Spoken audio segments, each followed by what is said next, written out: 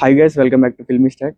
Dhurandhar the revenge తెలుగులో నిన్న evening చూశాను. First Wednesday evening premiere book చేసుకున్నాను, అది క్యాన్సిల్ అయిపోయింది. కానీ నాకు క్యాన్సిల్ అయిన నోటిఫికేషన్ రాలేదు. ఉంటుందిలే సినిమా అనుకొని వెళ్ళా. 20 minutes జర్నీ చేసి అదేమో షో క్యాన్సిల్ అయిందని అక్కడ టికెట్ చూసేవాళ్ళు చెప్పారు. ఇంటికి వచ్చాను, నోటిఫికేషన్ కూడా ఏం రాలేదు, ఉందో లేదో క్లారిటీ లేదు. ఇంటికి వచ్చి చూస్తేనేమో షో రన్నింగ్ అని వస్తుంది బుక్ మై షోలో. అండ్ థర్స్డే ఉంటుంది అన్నారు, థర్స్డే ప్రీమియర్స్ లేవు, థర్స్డే తెలుగులో లేదు, నెక్స్ట్ ఫ్రైడే కూడా తెలుగులో లేదు. నిన్న చూశాను. మొత్తానికి నాకు ఎలా అనిపించిందో చూశాక దాని గురించి మాట్లాడుకుందాం. వితౌట్ స్పాయిలర్ స్టోరీ గురించి మాట్లాడుకుంటే, అసలు జస్కిరత్ సింగ్ ఎవరు, తన ఫ్యామిలీ ఏంటి, తను అసలు హంజా అలీగా ఎలా మారాడు, ఎందుకు మారాడు, మారిన తర్వాత ఇప్పుడు పాకిస్తాన్లో తను ఏ పొజిషన్లో ఉన్నాడు, దొరికిపోయాడా లేడా, తను వెళ్ళిన మిషన్ సక్సెస్ అయిందా లేదా, ఇదంతా మిగతా స్టోరీ. సో ఫస్ట్ పాజిటివ్స్ గురించి మాట్లాడుకుందాం. కానీ దానికంటే ముందు ఛానల్ ఇంకా సబ్స్క్రైబ్ అవ్వకపోతే సబ్స్క్రైబ్ చేసుకొని పక్కన బెల్ ఐకాన్ క్లిక్ చేస్తే పీవీఆర్ వాళ్ళు నోటిఫికేషన్ ఇవ్వట్లేదు, కానీ మేము మాత్రం నోటిఫికేషన్ వచ్చేస్తాయి, వీడియో చూసేయచ్చు. లైక్ కూడా చేసి చూడండి, ఎక్కువ మందికి రీచ్ అవుతుంది. ఫస్ట్ పాజిటివ్ స్టార్ట్ చేద్దాం. దీంట్లో main positive story, world building and చాలా న్యాచురల్గా ఉంటాయి. ఆ పాకిస్తాన్ కల్చర్ ఇదంతా మనకి చాలా న్యాచురల్గా చూపిస్తారు. ఆల్రెడీ ఫస్ట్ పార్ట్లో చూసినట్టే సేమ్ అవే లొకేషన్స్ ఉంటాయి అండ్ కొన్ని కొత్తగా ఉంటాయి. ఇది ఆ లెంత్ కూడా చాలా ఉంది, కానీ ఆ స్క్రీన్ ప్లే ఎలా ఉంటుందంటే మనకి ఎక్కడ కొంచెం కూడా డైవర్ట్ అవ్వకుండా చాలా బాగా తీసుకెళ్లారు స్టోరీని. అండ్ రణ్వీర్ సింగ్ తన యాక్టింగ్ అయితే దీంట్లో ముందుకి వెనక్కి ఉంటాయి, అంటే పాస్ట్ అండ్ ప్రెజెంట్ రెండు ఉంటాయి, రెండింటికి వేరియేషన్స్ చాలా బాగా చూపించారు. దీంట్లో తను సటిల్ యాక్టింగ్ చేయాలి, అందరూ అది చాలా ఈజీ కూడా కాదు, అది చాలా కష్టం.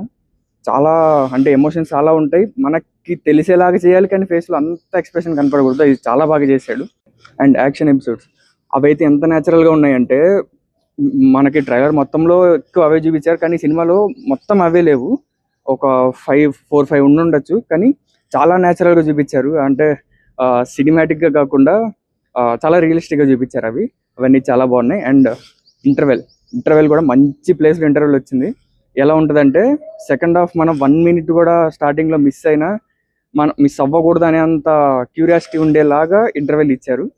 అది చాలా బాగుంది. అండ్ సెకండ్ హాఫ్ కూడా ఇదే ఫ్లోలో వెళ్ళి, నాకు ఫస్ట్ హాఫ్ కంటే సెకండ్ హాఫ్ ఇంకొంచెం ఎక్కువ నచ్చింది. ఎందుకంటే ఫస్ట్ హాఫ్లో మ్యాక్సిమం ఒకటే పాయింట్ ఉంటుంది, సెకండ్ హాఫ్లో చాలా పాయింట్స్ వస్తూ ఉంటాయి అండ్ మల్టిపుల్ లేయర్స్ కూడా రివీల్ అవుతూ ఉంటాయి. సో నాకు సెకండ్ హాఫ్ ఇంకా బాగా నచ్చింది. అండ్ క్లైమాక్స్ అయితే ఏమి చెప్పను నేను. క్లైమాక్స్ ఒక సాటిస్ఫాక్షన్ వస్తుంది, అంటే ఒక వావ్ ఫీలింగ్ వస్తుంది.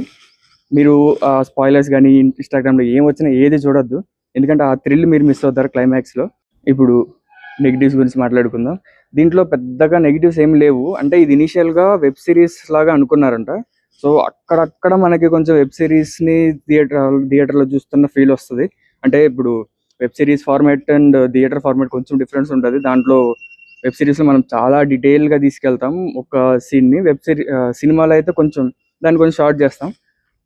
వీళ్ళు ముందు వెబ్ సిరీస్ అని కూడా షూట్ చేశారు కాబట్టి దాన్ని అంత ఎడిట్ చేయడానికి కూడా ఛాన్స్ లేదు. అక్కడక్కడ కొంచెం లాగ్ అయినట్టు అనిపించింది. కాకపోతే ఆ స్క్రీన్ ప్లే అలా ఉండడం వల్ల మనకి అది పెద్ద ప్రాబ్లం అనిపించదు. నాకు ఈ సినిమాలో మెయిన్ ప్రాబ్లం ఏమనిపించిందంటే హీరోయిన్ క్యారెక్టర్. తను చాలా బాగా చేసింది, కానీ ఇష్యూ ఎక్కడ వచ్చిందంటే పాజెస్. ఇప్పుడు ఒక ఎమోషన్ని ఎలివేట్ చేయడానికి కొంచెం డైలాగ్స్ మధ్యలో చిన్న పాజెస్ ఉంటాయి, కానీ దీంట్లో తనకి మ్యాక్సిమం 3-4 సీన్స్ ఉంటాయి. అండ్ ఆ వాటిలో కూడా డైలాగ్స్ కాదు, 2-3 వర్డ్స్ ఉంటాయి అంతే. ఆ ఒక్కొక్క వర్డ్కి పాజ్ ఎంత తీసుకుంటుంది అంటే మినిమం ఒక 4 seconds 5 seconds maximum 10 seconds pause తీసుకుంటారు. దీంట్లో ఒక్క వర్డ్ చెప్పడానికి మినిమం 30 to 40 minutes పాజ్ తీసుకుంటుంది. అంటే ఏం చేస్తున్నారు, ఎంత డైలాగ్ చెప్పచ్చు కదా, చెప్పకుండా ఏం చేస్తున్నావు అన్న ఫీల్ నాకు వచ్చింది. అంటే ఇది మీరు ఎంతమందికి వచ్చిందో తెలియదు, నాకైతే ఆ ఫీల్ వచ్చింది. అది తప్ప ఇంకా పెద్దగా నెగిటివ్స్ ఏమీ లేవు. మీరు నాలాగే తెలుగులోనే చూద్దామని వెయిట్ చేస్తుంటే మీరు థియేటర్లోనే చూడండి, ఆ ఫీల్ చాలా బాగుంటుంది. మీరు చూస్తుంటే మీకు ఎలా అనిపించిందో కామెంట్ చేయండి. వీడియో నచ్చితే లైక్ చేసి మీ ఫ్రెండ్స్ అండ్ ఫ్యామిలీ షేర్ చేయండి. నెక్స్ట్ ఫిల్మీ అప్డేట్స్ వస్తాయి. Stay tuned to filmy stack. Bye.